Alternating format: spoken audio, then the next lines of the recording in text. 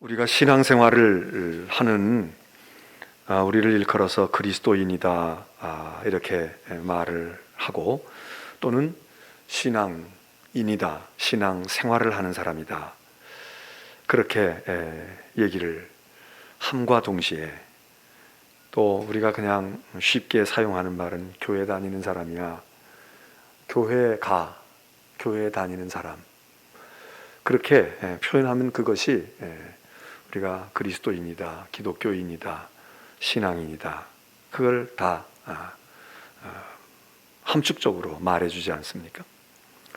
그 말이 그렇게 통하는 것처럼 우리가 믿음의 생활을 하고 신앙생활을 하는 데 있어서 교회는 정말 아주 필수적이죠.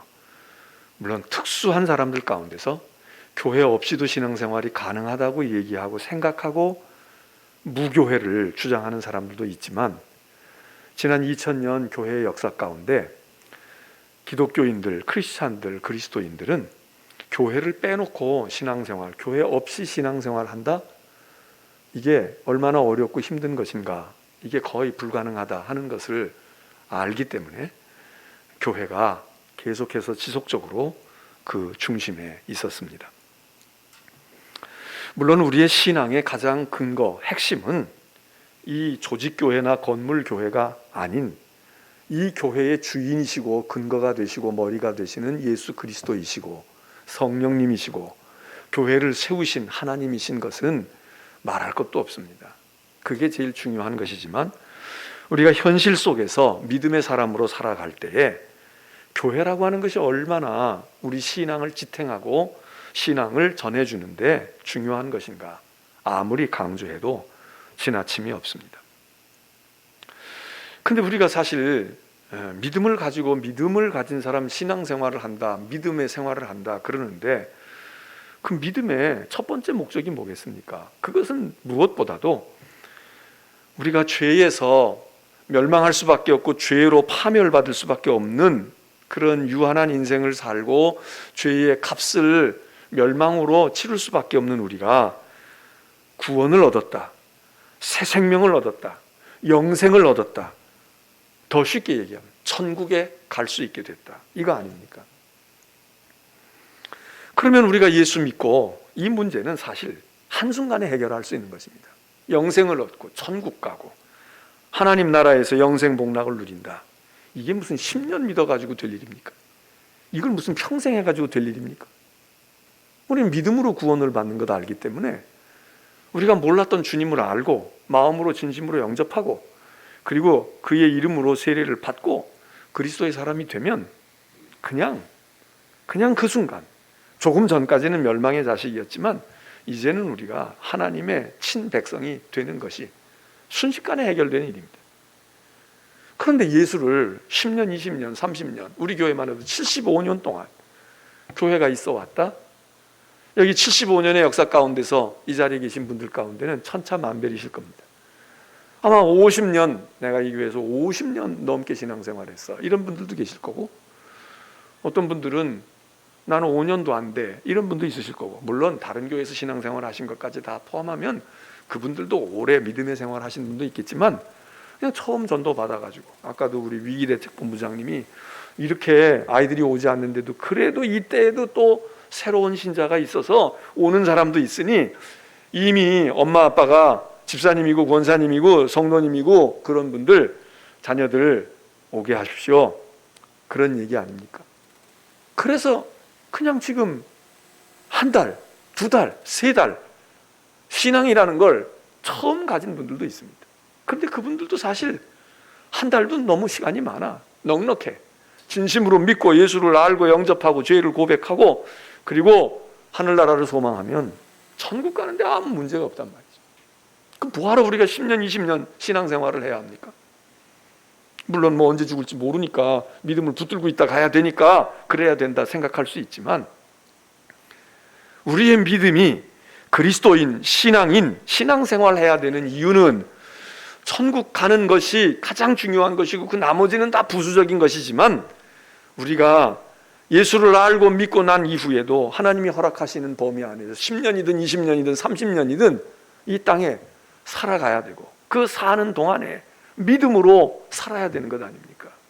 그렇기 때문에 우리의 신앙생활이라고 하는 것이 천국 가는 것만 의미를 둔다면 우리는 이렇게 질질 오래 끌 필요가 없다고 얘기합니다. 그러면 왜 신앙생활을 하고 교회를 중심으로 우리가 10년, 20년 또는 30년, 수십 년을 믿음을 가지고 살아야 할까? 우선 그렇게 구원하신 하나님을 우리가 섬겨야 되기 때문에 천국 가는 것도 우리가 그냥 호의호식하러 가는 게 아니라 사실 제일 중요한 목적은 하나님의 나라에서 영원토록 하나님께 존귀와 영광과 찬송을 돌려보내는 하나님을 예배하는 것, 하나님을 섬기는 것, 이것 때문에 죄인은 그걸 할 수가 없고 영원히 멸망당한 사람은 못하는데 우리를 구별하시고 우리를 건져주신 하나님의 은혜로 생명을 얻은 이들은 가서 그 일 하려고 그게 영생복락의 아주 중요한 본질 아닙니까? 그런데 우리가 거기서만 할 것이 아니라 이 땅에 살고 있는 동안에 아직은 우리가 완전한 하나님의 나라에 들어가지 않았어도 이 땅에 살고 있는 동안에도 우리는 그걸 미리 여기서 해야 되는 예배가, 특별히 하나님을 섬기는 일을 천국 가서 천당 가서만 하는 게 아니라 예수를 알고 예수로 말미암아 구원을 얻은 백성이 되는 순간으로부터 우리는 하나님을 섬기며 살아야 한다. 이것 때문에 우리가 믿음의 생활을 해야 되는 것 아닙니까? 그리고 그 하나님을 섬기는 것 중에 어떻게 하면 하나님을 잘 섬길까? 어떤 게 하나님을 섬기는데 가장 중요한 거야? 그럴 때 두말할 것도 없이 예배지. 하나님께 예배 드리는 거야. 그래서 교회가 예배를 드리는 것이고 우리가 주일을 거룩하게 생각하는 것이고 그리고 신앙의 핵심을 예배라고 보는 것 아닙니까? 그래서 하나님을 섬기는 것, 예수 믿고 천국을 가든 이 땅에 살든 우리가 살아가는 동안에 해야 할 일은 하나님을 섬기는 것이고 하나님을 섬기는 가장 대표적인 방법, 가장 좋은 방법, 가장 중요한 방법, 하나님 섬기는 방법이 여러 가지가 있지만 그 가운데 이거는 언저리가 아니야, 이거는 핵심이야. 그게 뭐냐? 그게 예배죠. 그래서 예배는 하나님을 섬기는, 지금 우리가 이 시간에 우리가 이렇게 모이는 것은 하나님을 섬기는 가장 좋은, 가장 귀한 것, 그것이 예배다 말이죠. 세상 사람들은 너희 교회 지금 이렇게 이 코로나 이 사태에서 그렇게 모여야 돼? 아, 그거 꼭 해야 돼? 아, 좀 한 번 안 하면 몇 달 안 하면 안 돼? 이러면서 우리들에게 뭐라고 이야기합니다. 심지어는 너희들이 뭐 비영리 단체라고 그러지만 이익 남기고 돈 모으려고 돈 거두려고 그러는 거 아니야? 속이 다 보여. 이러고 비아냥거립니다. 그런데 우리는 예배라고 하는 것이, 우리 아까 위기대책 본부장님도 얘기하셨잖아요. 학원에는 보내는데 다른 곳에는 가는데, 어제도 뉴스 보니까 공연계가 이제 야 이거 더 이상 이러고 있을 수가 없다, 그러니까 우린 공연할 거야. 그리고 그 리허설하고 그런 장면이 나오더라고요. 보니까 뮤지컬 하는 사람들 이 마스크 다 벗었더라고. 난 저 사람들 마스크 쓰고 하나 모르겠어요. 실공연 때는 이거를 쓰고 하는지 몰라도 보니까 5명이 아니라 10명, 20명 거기서 무대에서 막 노래하고 그러는데 이거 벗고 하더라고.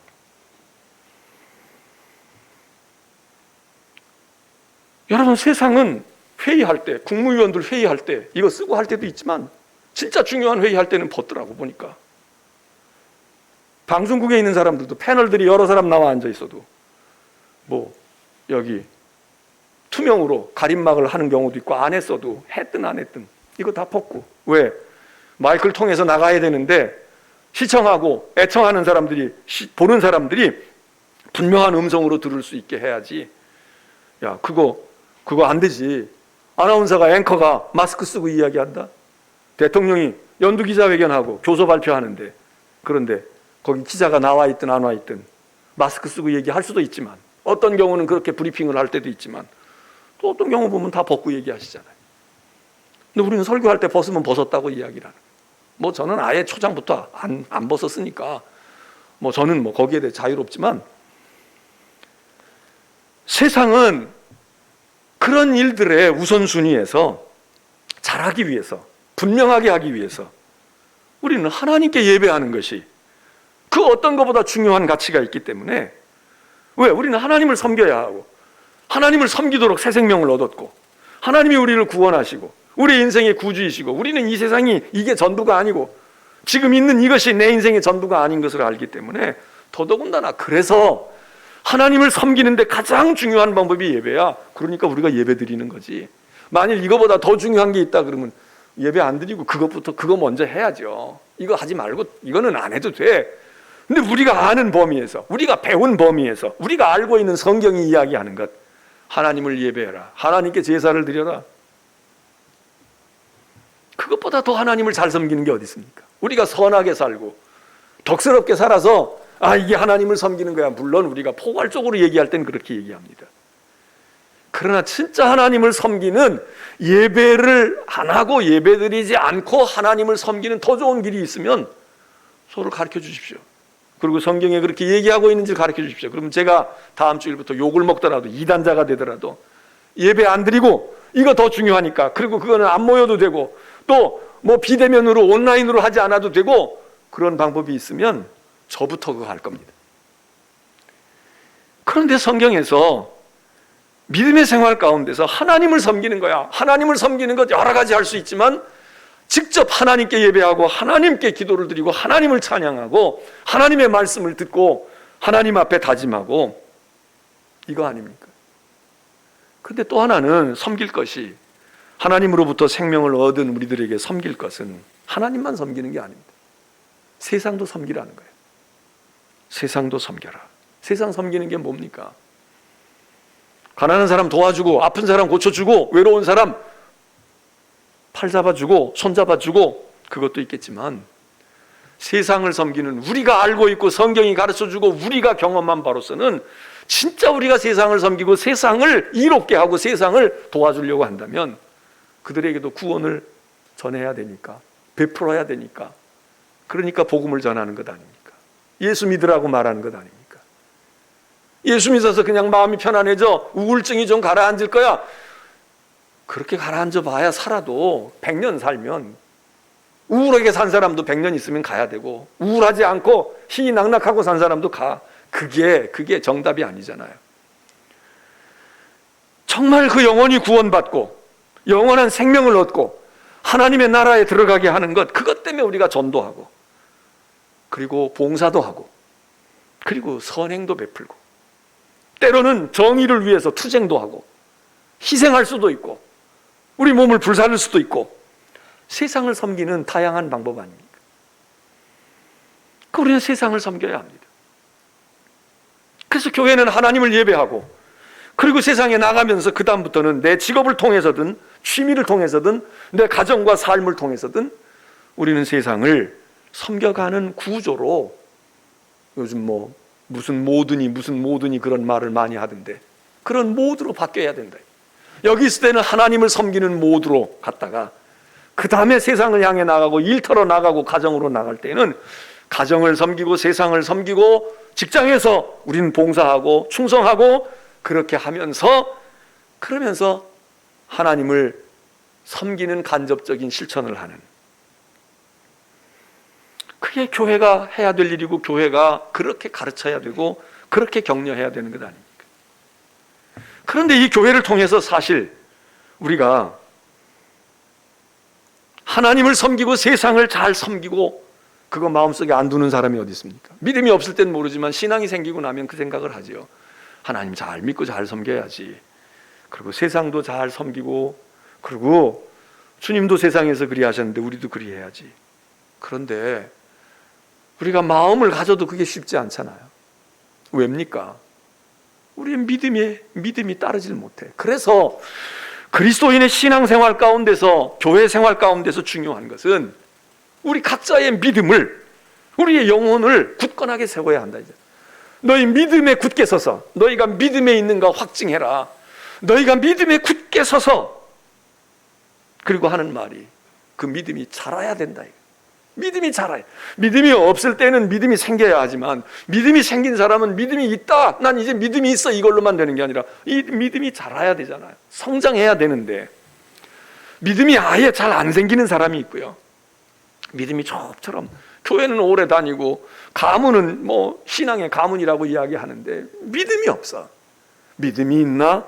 믿음이 없는 것 같아. 이게 제일 큰 문제고, 또 어떤 분들은 믿음이 조금은 있기는 있어요. 전혀 믿음이 없는 건 아니야. 믿음의 흔적이 있고 믿음에 무언가가 동기부여가 되어 있고 뿌리가 있어. 근데 그 믿음이 싹이 나지도 아니하고 줄기가 자라지도 아니하고 꽃이 피거나 열매 맺지 않은 겁니다. 성장을 안 해. 어떤 사람은 한 5년 6년은 성장을 해요. 처음 예수 믿고 세례 받고 그리고 뭐 집사도 되고 뭐 이럴 때까지는 나름대로 믿음이 자라는 것 같아. 그런데 집사 때나 권사 때나 장로 때나 그런 사람이 목사가 돼도 별로 변화가 없어. 별로 자라질 않아. 여러분, 우리가 학교 다닐 때 국민학교 되겠죠. 초등학교 이렇게 다닐 때 보면 그때 체격이 큰 아이들이 있잖아요. 큰 아이들이 있어. 일찍 커. 근데 중학교 가서 요만한 애들이 자라가지고 막 크는데 걔는 안 크는 거야. 저도 우리 중학교 동창생 중에서 중학교 1학년 때는요, 뭐 국민학교 졸업하고 가서 보니까 막 어깨도 딱 벌어지고 키가 커가지고 60번, 61번 이러고 가 있는 애들이 있어. 그때는 뭐 걔네들이 형 같지. 근데 중학교 2학년, 3학년, 고등학교 1학년, 2학년 때 얼마나 많이 자라요. 막 한 해 거의 7, 8cm씩 자라고 10cm씩 자라는데 얘가 안 크는 거야. 그래가지고 고등학교 졸업할 때쯤에는, 중학교 시작할 때는 60번, 61번, 62번 이랬던 애가 졸업할 때 한 자리 숫자 6번, 7번. 되게 그때는 이제 번호를 그렇게 먹였잖아요. 그런 애들이 있어요. 신기해. 야, 너 중학교 때는 아저씨 같았는데 넌 지금 고등학교 3학년 때 보니까 그대로 있어. 뭐 아주 그대로는 아니고 조금은 자랐겠지만 안 자라는 거야. 반면에 처음에 시작할 때는 체격도 왜소하고 자그마했는데 중학교 3학년 때 확 크고 고등학교 때 확 크고 나중에 가서는 완전히 역전이 돼가지고 뒤에 뒷번호에 가서 또 목소리도 굵어지고 말이에요. 체격도 당당해지고 이렇게 크는 친구들이 있잖아요. 우리 신앙생활도 그렇습니다. 학년은 높은데 나이는 먹었는데 교회 다닌 지는 오래됐는데 안 자라는 거야. 믿음이 성장을 안 해. 그렇다고 믿음이 없다고 볼 수는 없어요. 있기는 있어. 웬만큼은 있는데 그 믿음이 만개해야 되는데 믿음이 안 자라. 여러분, 교회가 이 믿음 자라게 하는 일에 중요한 역할을 해야 되지 않습니까? 그리고 우리 자신이 이렇게 힘들고 어려울 때, 이때 우리가 힘써야 될 게 무엇입니까? 봉사도 해야 되고 뭣도 해야 되고 많이 활동도 해야 되지만 지금 여러 가지가 어려워. 그러니까 이제 집중해서, 그래, 이때 내가 내 실력을 키우는 거야. 이때 내 믿음을 내가 키우는 거야. 그래서 열심히 기도하고 열심히 성경 읽고 열심히 하나님 앞에 경건의 생활에 힘쓰고. 그래서 성경에 믿음을 굳건하게 하는 게 우리가 믿음을 가지고 구원 얻은 백성들이 이 땅에 살아있는 동안에 해야 할 일입니다. 그래서 우리의 육신은 날로 쇠하여지고 육신은 자꾸 희미해지고 기억력도 희미해질 수 있습니다. 뭐 이게 치매가 오거나 그렇게 해서 우리가 육체적으로 우리도 어쩔 수 없어서 그렇게 되는 거야. 그건 어떡하겠어요. 그래서 건망증이 생기고 치매가 생기고 뭐 우울증이 있어서 그건 하나님이 판단하실 일이고. 그런데 정신이 멀쩡해. 딴 거는 다 기억해. 활동도 잘해. 건강에 이상도 없어. 그런데 오로지 믿음의 생활만 흐느적 하는 거예요. 나이 먹은 티가 딴 데는 안 나. 육체의 나이가 60, 70이 됐는데도 40, 50대 못지않게 근육질 몸매도 자랑하고 피부도 뺑뺑하고 그리고 정신력도 맑고, 무슨 혈관 검사하면 혈관 나이가 뭐 10년은 젊었다고 이야기하고 자랑거리가 한두 가지가 아니야. 그런데 이상하게 영적으로는 일찌감치 조로 현상에 들어갔어. 영적으로는 아직도 유아의 단계에서 벗어나지 못하고 그 시기 장시기에. 여러분, 교회와 신앙생활에 우리의 하나님 앞에 갈 때까지는 우리의 믿음이 계속 커야 된단 말이에요. 계속 자라야 되는 거예요. 하늘 높은 줄 모르고 자라야 돼요. 신앙이 자라는 거에 있어서는 우리 연세 드신 분들, 난 나이 먹어서 팔씨름을 해서, 팔씨름은 줘요. 그건 주다고. 근데 우리는 세상 사람들처럼 내가 나이 먹었어도 너까진 놈들 내가 10명도 지금은 내가 해낼 수 있어. 이러고 무력을 자랑하고 무술을 자랑하고 자기 힘을 자랑하는 거예요. 내가 지금 이 문명의 이익이 너보다 더 잘 알아. 나 지금 이걸 부지런히 내가 공부해서 스마트폰도 잘 다루고 무엇도 잘하고 이거에 앉는 분들도 있습니다. 대단한 분들이죠. 그런데 믿음으로 진다 이거예요. 나 딴 거는 다 나는 잘 몰라. 컴퓨터도 모르고 뭐 어떻게 되는지 모른다. 그런데 믿음으로는 내가 겨룰 수 있어. 믿음은 내가 믿어보니까 점점 믿으면서 야, 이게 이런 거로구나 저런 거로구나. 그래서 믿음이 깊어지고 믿음이 대단해져야 될 거 아닙니까? 믿음의 끝이 어디 있습니까? 이제 난 다 마스터했어. 이제는 나 신앙에 다 들어섰어. 아니, 우리가 잘하는 목표는 그리스도에게까지 잘한다 이거예요. A 학점 받고 무슨 A 플러스 뭐 이거 받는 게 우리의 목표가 아닌 거예요. 그리스도에게까지 잘하라. 그리스도에게까지 잘. 오늘 본문의 말씀도 그리스도에게까지. 이건 무한정입니다. 한없이 커야 돼. 나이 먹은 사람도 계속 커야 돼. 자식하고도 커버 더 경쟁해서 이겨야 돼. 믿음으로는 잘 되고 굳건해지고 줄기가지가 하늘을 향해 솟고 옆으로는 쫙 뻗어서 온갖 새들이 들어와서 깃들 만큼 그렇게 돼야 되는데 우리가 세상 욕심과 세상 미련은 나이가 먹어도 버리지 못하는데 믿음과 영적인 것은 일찌감치 포기한단 말이죠. 일찌감치 나이 먹어서 못해. 아이고 내가 이제 나는 옛날같이 기도가 안 돼. 아니 기도의 음성은 적어질지 모르지만 깊은 맛이 우러나올 수 있지 않습니까?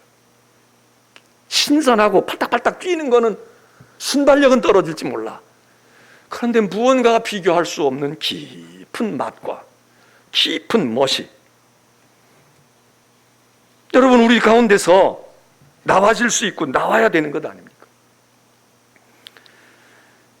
또 하나는 신앙생활을 하는 우리들이 왜 믿음의 생활을 열심히 해야 되느냐? 나 자신의 믿음이 흔들리지 않고 믿음이 뿌리가 깊게 내리기 위해서 부단히 노력하고 부단히 애써야 하는 것만 아니라 우리가 믿음의 생활을 땅에서 열심히 해야 되는 이유 중에 하나는 천국 가기 위해서가 아니라 아까도 말했지만 우리는 천국은 갔다니까. 다 땄단 말이에요. 들어가는 티켓을 다 가지고 있어. 이거 언제든지 내밀면 그냥 가는 거야. 오늘 가도 내일 가도. 우린 그렇게 교육을 받았고 그렇게 알고 있잖아요. 그런데 열심히 기도하고 열심히 예배하고 믿음으로 하나님의 말씀으로 우리를 도야해야 되는 이유 중에 하나는 우선은 내가 서야 되지만 내가 잘 쓰려고 내가 흔들리지 않고 내가 세상에 휩쓰이지 않으려고 하는 거지만 또 하나의 중요한 것은 뭔가 우리보다 연약하고 우리보다 나중에 뒤따라오고 그런 주변에 있는 그리스도인들을 붙잡아주고 도와주고 그들에게 우리가 병풍 역할도 해주고 쓰러져 있는 그들을 일으켜 세워주고 그들이 무언가 걱정과 두려움에 있을 때 그들을 안온하게 품어주려고 오늘 여기 에베소서에서 그런 이야기를 말하고 있습니다.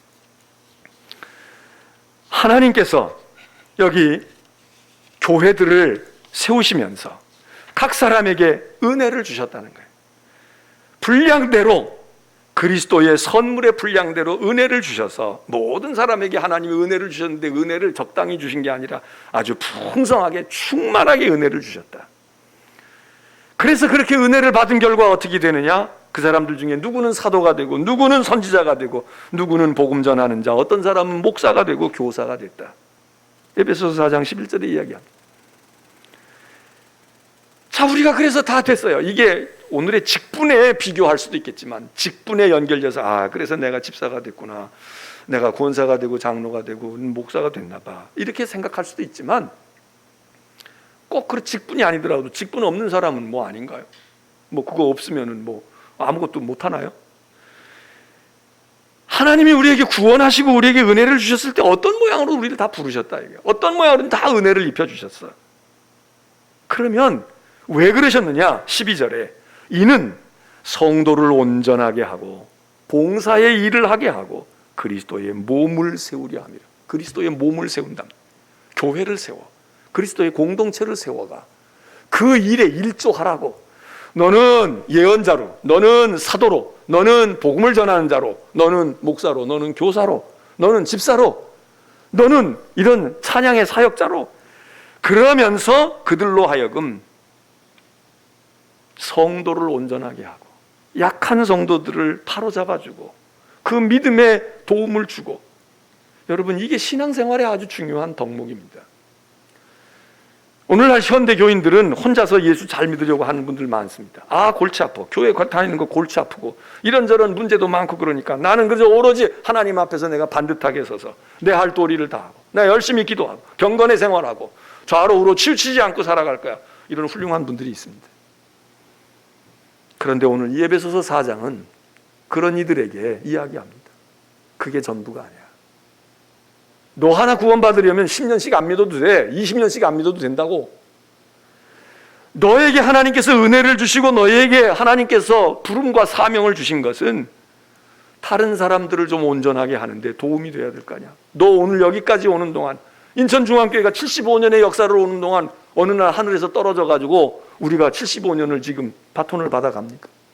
이 교회를 여기까지 오게 한 눈물로 기도하고 헌신하고 굶주림 속에서도 핍박과 고난 속에서도 복음을 붙들고 가정을 지키고 이웃을 전도하고 그리고 많은 시련과 시험 속에서도 잘 이겨내고 그래서 복음으로 섬겨온 이들이 있어서 그래서 우리가 그 사이에 그가 우리의 부모이면 자녀이기 때문에 믿음이 생겼고 그가 우리의 속장이고 우리의 집사고 우리의 권사였으면 그분들 때문에 우리가 가르침을 받고 교회학교 선생님들이 있어서 우리가 어린 시절에 성경 말씀을 배우고 성도를 온전하게 한 분들이 있잖아요. 그리고 오늘 이 예배에 오신 분들 여러분들이 바로 지금 그런 역할을 이 75주년이 되는 때에 하고 있는 분들 아닙니까? 우리가 예배당을 짓는 것도 우리가 천국 가려고 하면 안 지어도 된다고요. 왜 저걸 지어? 여기 있는다고 천국 못 가겠어요? 여기 있는다고 우리가 하나님의 백성으로 못 살겠어요?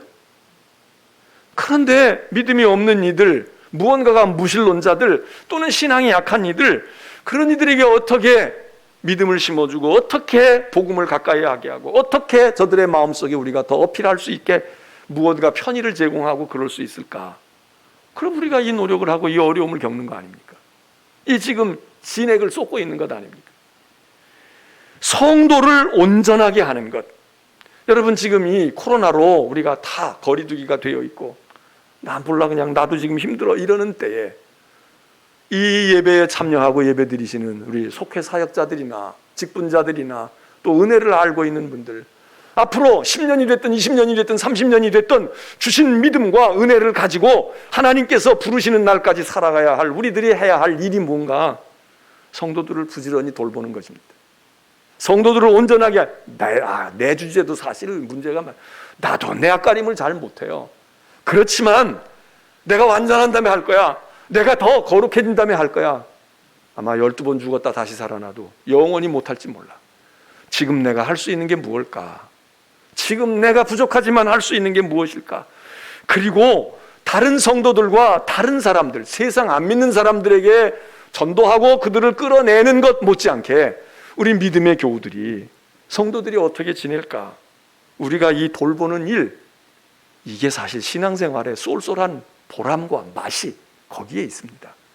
하나님과 교통하고 은혜 받고 체험하고 신비한 것을 경험해서 은사가 넘치고 놀라운 체험을 하는 그 속에서 우리의 깊은 은혜의 깊고 놀라운 맛을 경험한 그게 신앙생활하는 맛이야 이런다면 얕은 맛이 있잖아요. 잔잔한 맛이 있잖아.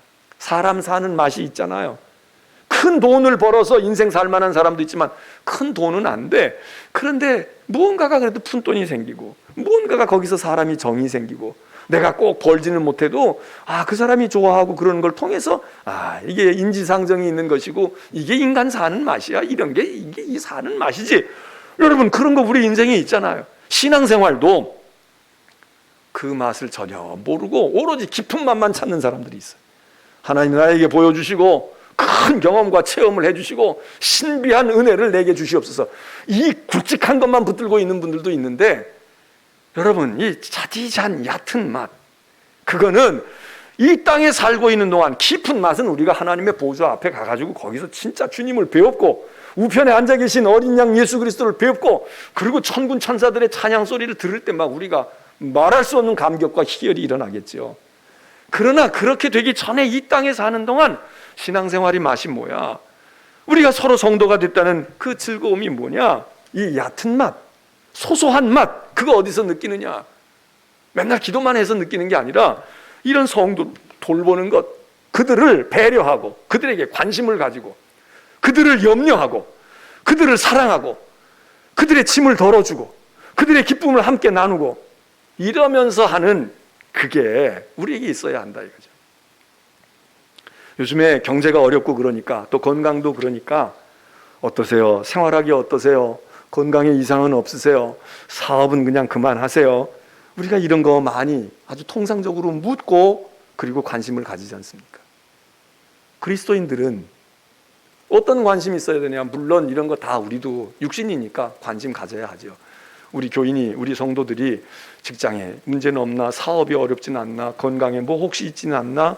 가정은 평안한가? 이것도 살펴야 되지만 우리에게 있어 중요한 건 신령상 형편, 영적인, 신령한 영적인 형편을, 그 영혼의 형편을, 저분이 지금 믿음의 면역력이 떨어졌구나, 신앙의 열정이 식어졌어, 자꾸 세상으로 자꾸 가까이 가고 하나님과 교회와 멀어지고 있네, 이거를 우리가 살펴야 된다 이겁니다. 가족 간에도 이걸 살펴야 돼. 내 남편이, 내 자식이, 내 부모가 그런지 아닌지. 우리 믿음의 형제 자매들이 신앙이 자꾸 식어졌어, 이전 같지 않아, 영적으로 지금 범민이 많고 무언가가 틈새가 자꾸 보여, 이거를 사역을 맡은 분들, 직분을 맡은 분들은 이거를 알아야 된다 이겁니다. 우리가 자식을 기르거나 뭘 하게 되면 밥을 안 먹거나 하던 행동이 이상해지면 엄마들은 금방 알잖아요. 속이 안 좋은가? 얘가 무언가가 지금 심기가 불편한가? 아니면 걱정거리가 많나? 아니면 밖에서 학교에서 직장에서 무슨 문제가 생겼나? 섬세하고 예민한 사람들은 알잖아요. 말 안 해도 느낌이 와. 그래서 거기 대처합니다. 서비스를 더 잘하든지 아니면 더 격려하든지 아니면 조사를 해서 방비를 하든지. 신앙생활하는 우리들이 나 자신에 대해서도 잘 살펴야 하지만 다른 사람들, 다른 이들의 신앙에 관심을 가지고 저 사람의 믿음이 지금 저분이 잘 자라고 있는지, 열심히 점점 증진되고 있는지, 하나님의 은혜를 점점 갈망하고 있는지, 이거에 대한 관심과 배려와, 때로는 그래서 무언가 도와주기도 하고, 어떤 때는 위에서 기도해 주기도 하고, 어떤 때는 손을 잡아주기도 하고, 이런 것들이 우리에게 있을 때 교회가 되는 것이고, 내 영혼도 살고 그들의 영혼이, 그 여리디 여린 새싹 같은 그 영혼들이 믿음으로 뿌리를 내리고 성장해서 오늘 우리도 그런 보살핌 가운데 요만큼이라도 된 것 아닙니까? 근데 지금 이 코로나의 이 사태 속에서 우리가 그냥 너는 너 나는 나, 모이지도 못하고 대면도 못하고 회의도 못하고 아무것도 못하니까 그냥 방치한단 말이죠. 그리고 기껏 하는 게 그냥 어때요? 사업은 어떠시고 뭐는 어때요? 그리고 세상 사람들이 하는 정도의 것만 우리가 한다. 그럼 우리는 그리스도의 몸을 세우는 그 부르심에 제대로 못하는 거죠. 그래서 우리가 정말 성도들의, 이웃 형제 자매들의 신령상 형편, 그 영혼의 모습, 그 믿음의 상황, 그 상태를 우리가 눈여겨봐야 합니다. 관심 있게 봐야 돼. 본인도 사실 대수롭지 않게 여길 수 있어. 본인도 심각하게 안 여겨요. 그렇지만 본인은 나 괜찮은데, 이상 없는데, 나는 뭐 다 믿음이 있어요. 이제 마스크 벗으면 교회 가요, 이야기하지만 마스크 벗어서 마스크만 벗겨주면 올까요? 여러분, 그렇지 않습니다. 그렇지 않아요. 마스크 쓰고 올 때 오지 못하면 마스크 벗고 오는 것 더 어려울 수도 있습니다. 더 가야 할 곳이 많아. 더 할 일이 많을 수도 있어. 지금 이 설 명절에 가족들 5인 이상, 4인 이상은 안 된다. 그러니까 뭐 부모님을 가서 뵐 수도 없고, 그렇다고 너는 있고 나 혼자 갔다 올게, 대표 선수로 갈 수도 없고, 그러니까 못 가는 거 아니에요. 그러고는 못 가니까 그냥 우리 네 식구끼리 어디 가지 뭐. 할아버지 할머니 있고 우리 네 식구 가면 6사람 되는데 뭐 우리 형님도 안 와도 6사람 못 가. 그러니까 우리 네 식구가 가는 대로 가자. 그리고 제주도 그렇게 많이 간다는 거 아니에요? 해외 가기도 좀 그렇고 하니까, 격리되고 해야 되니까. 그래서 만석이 되고, 제주도에서는 뭐 오지 마십시오, 왔다가 문제 생기면 구상권 청구할 거예요. 무릅쓰고 내가 가서 구상권 내면 될 거 아니야. 그리고 난 괜찮아, 이런 믿음을 가지고 간단 말이에요. 공연계도 그렇게 공연을 하겠다는 거예요. 여러분, 근데 우리 믿음의 성도들은, 세상은 우리를 보고 당신네들은 마스크 안 써도 우리는 마스크 쓰라는 거지. 그 방역 대책을 세우는 양반들은 뭐 능력이 있어서 그런지 우리는 마스크 절대로 벗으면 안 되는데, 그분들은 마스크 벗고도 그래도 뭐 걸렸다는 사람 별로 없어요. 그것도 다 뭔가 주치의들이 좋아서 그랬는지 모르지만 세상은 자기들이 원하고 바라는 것들을 해. 근데 우리는 믿음으로 이런 때에 그냥 방치해 두는 것이 아니라 돌보고 일으켜 세우고 그리고 무언가 그리스도의 몸을 이루어 가는데 역할을 해라. 제가 우리 권사님, 집사님, 장로님들 이렇게 세워지게 되면 그런 얘기를 합니다. 장로는 어떻게 될까? 뭐 여러 가지 과정이 있죠. 근데 우선 30명의 입교인이 있어야 돼. 세례 받은 장성한 18살 이상의 세례 입교한 유아 세례 받거나 세례 안 받은 이런 사람 50명, 100명이 아니라 제대로 돼서 자기 스스로 믿음으로 섰다는 사람 30명을 근거로 해서 장로님 한 분을 세웁니다. 그분들 정도를 돌보고 이끌어야 된다. 그러면 세례 입교인 30명이 되면 거기에 딸린 애들까지 하고 그러면 이게 웬만한 교회 하나 되는 거예요. 그러면 그게 50명이 될 수도 있고 100명이 될 수도 있어. 장로님들은 제가 늘 얘기를 해요. 알죠? 교리장정에 있는 거 알지? 세례 입교인 30명이에요. 그럼 이 얘기는 교회가 크면 장로님이 많이 나오는구나 이것도 있을 수 있지만 장로가 되면 적어도 입교인 30명의 영혼을 보살피고 입교인 30명을 전쟁터에 나가게 되면 그 30명을 끌고 그 가족들을 보호해가면서 전투를 해야 되는 것입니다.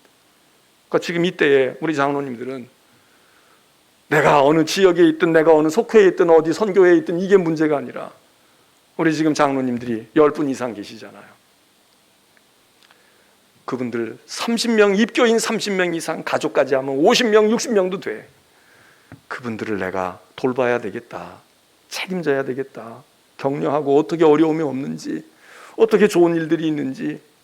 권사님들은 15명이에요 15명이야 집사님들은 인원 배정은 없어. 그렇지만 이렇게 된다고 하면 그러면 우리가 믿음으로 다 보살펴 줄 수 있습니다. 관심을 가지고. 어떻게 보살피나? 여러분 다른 건 뭐 있습니까? 관심입니다.